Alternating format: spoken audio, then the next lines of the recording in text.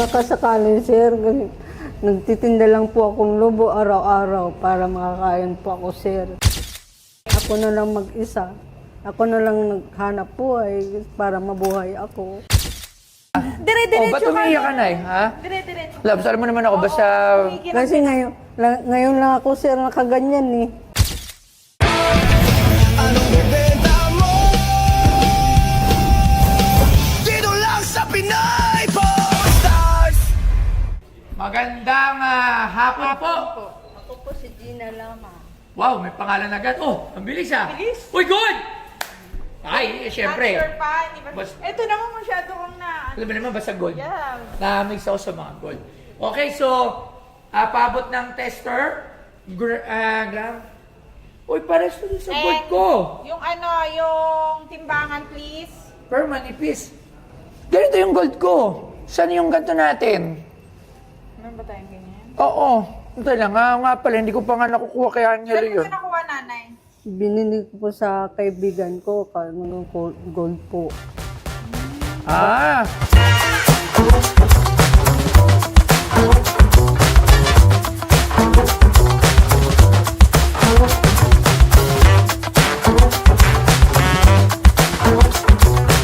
Alam mo ba?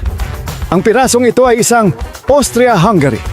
4 na Ducat gold coin mula sa panahon ni Franz Joseph. Isa sa pinakamatagal na namuno sa Europa. Gawa ito sa 78 punto, 6% pure gold at kinikilala bilang isa sa mga pinaka-iconic na European gold coins. Ang disenyo nito, mula sa portrait ng emperador hanggang sa double-headed eagle sa likod, ay sumasalamin sa kapangyarihan at kasaysayan ng Austria-Hungary. Dahil sa kasikatan at mataas na halaga nito, marami ring umiikot na peke o replika ng ganitong uri ng barya sa merkado. Kaya mahalagang masigurong authentic at tunay na ginto ang hawak.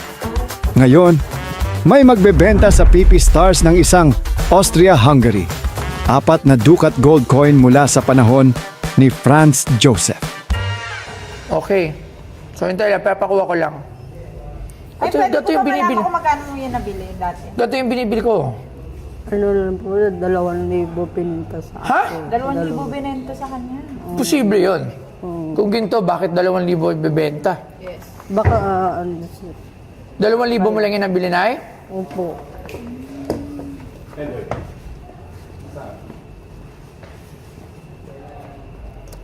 Alright. Ikaw lang mag-isa? Pumunta dito, nay? Wala yung, ako lang mag-isa. Pero Ikaw na lang manipis mag-isa eh. sa buhay? Opo. Ikaw na lang mag-isa sa buhay? Opo. Yung mga, ano ko po, may mga pamilya na po. Ako na lang ang isa. Nag-bendos po ako ng lobo. Jackpot ka rito. Jackpot ka. Ako 2,000. Tsaka, Magkano mo naman ito binibenta? Oo. 6 po, sir. 6,000? Opo, sir. Ha? Opo, Hindi. sir. 10,000. 10 grams to. 10 grams. Ito kasi 21 karat to. Pares to na sa atin eh. Kaso nagtataka ako, bakit ang gaan? Supposedly, dapat to 27 grams. So meron tayo nito. Paano kaya natin makukuha? Nandun sa bahay para Pero kasi to 10 grams. Iyan na lang natin. Hintay lang muna. Calculator. Ako, alam mo, hindi na kailangan yan. So sobrang galing ko na sa mga Hindi mo na masyadong tinatanong si nanay. Masyado kang na-excite. gold eh. Sorry na ya. Parang, ay, Oh, dire-diretso ba't umiiyak ka, Nay? Ha? Dire-diretso. Labs, alam mo naman ako, basta... Kasi ngayon lang ako, sir, nakaganyan eh. Sa tagal kong buhay, ngayon lang ako nakaganyan. Mag-isa na lang siya sa buhay. Ako na lang mag-isa. Ako na lang naghanap buhay para mabuhay ako. So kung ito, 21 karat, ang halaga po nito, sa Pwede bang magkano makahingi ba? na extension? Paano naman natin? Halaga nito na sa mga 77,000. Pwede. Sa tingin, 77,000. So, itatry muna natin. Kasi, nag-ano lang ako dahil, hintay lang ha. Check lang natin, nanay. Uy, umiiyak si nanay. 77,000 sa 2,000 niya. Saan mo naman nakuha ng 2,000 to? Turo mo naman sa akin, ay. 2,000. Hindi ko na nga naso, umalis na siya eh. Ang Ilona, saan ka? Bye. Pwede ka makapunta dito? Ano meron? Kasi dalhin mo din yung 2 kong gold coins. Kasi ito may nagbebenta Pero magaan 10 grams. So, may expert mo ba ito? Antay lang. Ito na, testing muna natin. Di ba dapat 27 to? Yung 2 kong coins na sa'yo, 27 yun, di ba? Oo, baka ano yan? Baka... Hindi. Ano? I-check ko pa, hindi ko pa na-check Pero nakuha... Ano yung gilid? Hindi ko alam, hindi check ko kasi kakadating lang niya. Kasi ang nito, nakuha daw niya 2,000. Shoot natin. Magaan. Pekaper!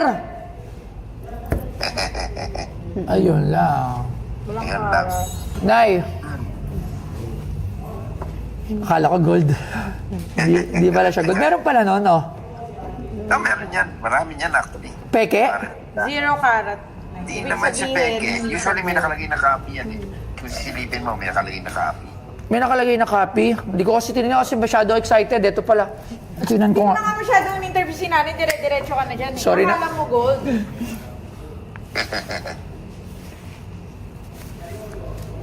Lalong umiyak tuloy si nanay. Wala siyang nakalagay na copy. Kung doon lang nakalagay na copy, fake. Ayun lang. So, Pwede ba i-try ulit? sayang. natin? Sana papakita ko nga sana dito yung sa atin Wala na yung sa'yo?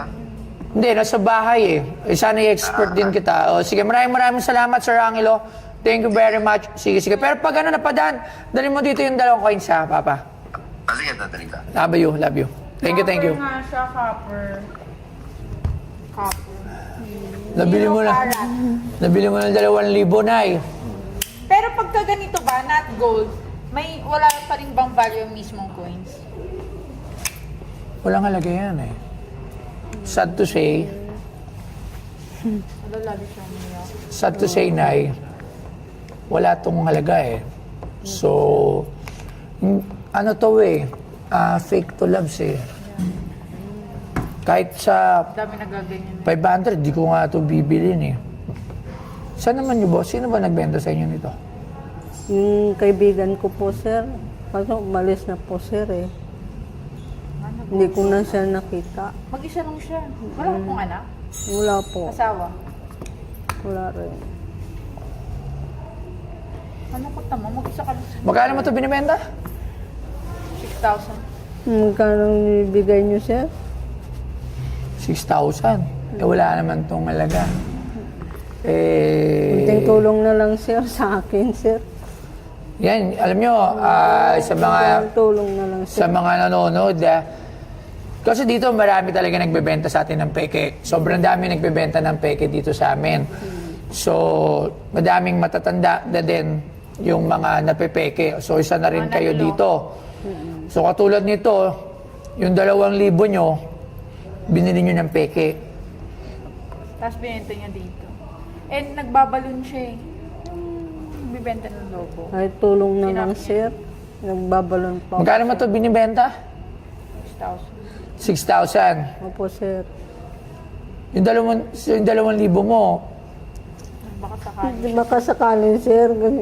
Nagtitinda lang po akong lobo araw-araw para makakain po ako, sir. Pangkain ko araw-araw. hindi ko ito mabibili ng 6,000, loves. Kasi, peke ito So, wala itong halaga. Pero, nagsabi po ba kayo ng totoo? Opo, sir. Ibabalik ko na lang yung pera na pinagbilan niya nito. Dadagdagan ko na lang ng 1,000, gagawin ko 3,000. Para hindi ka nalugi. Tapos kung makita mo yung nagbenta sa'yo nito, sabihin mo sa kanya, huwag nyo naman samantalahin yung pagiging hindi nyo, yung mga hindi nakakalam, kasi akala ko nga golden So isa rin pala ako. Kaya mo nga hindi na tinapansin masyado si nanay and say ka hello. Syempre kasi gold, alam mo naman, basta mga gold. Bibigyan ka ng 3,000. Para wala kang lugi, nanalo ka pa ng 1,000. Siguro, Hirap na yun.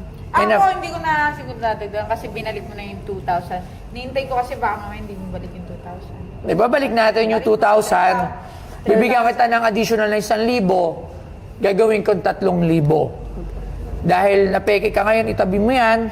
Opo, sir. At kung sakali, makita mo ulit kung sino nagbenta niyan.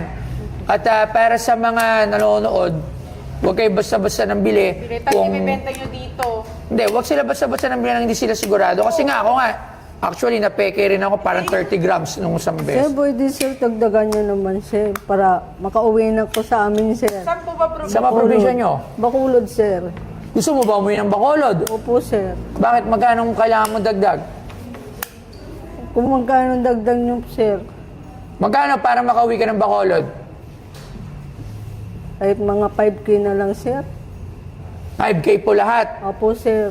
O sige, ako na magdadagdag ng 5K. O sige po, 5K mula po sa amin. Hindi mo kami nilalako. Opo sir. Okay, so sige po, bibigyan ka namin ng 5K. Maraming salamat po, Nay. Thank you, thank you. Ano po pangalan po ulit nila? Gina po. Mag-ingat ka na, marami. Gina, maraming manloloko. So maraming salamat, Nay. Sige, bigyan ng 5,000 si Nanay Gina. So, thank you, Nay. Akin na lang kaya yung peke para sample. Pwede ko ba mahingi na lang yan? Sa'yo na lang yan sir. Oo, yan. So, Para may sample pack. kasi akala ko talaga. So, i-compare natin to dun sa Halatang akala coins. mo. Kasi talagang, tututut, kuhain mo ganito. Hindi, nung nakita ko, pero nung nahawakan ko na, sabi ko bakit magaan? Kasi yung ano nito, 27. So, i-compare natin, bigyan natin ng sample. So, para matuto din yung mga manonood natin kung ano yung sinasabi ko. So, yun guys, katulad nga ng sinabi ko kanina doon kay Nanay, yung dinala niyo sa akin, binili niyo ng 2,000 sa pagkakalang ito ay gold. Alright? Ako rin, unang tingin ko, akala ko gold. Pero nung once narawakan ko, nag-doubt ako kasi it should be weigh around 27 grams. Katulad nito. So, mas malaki pala siya.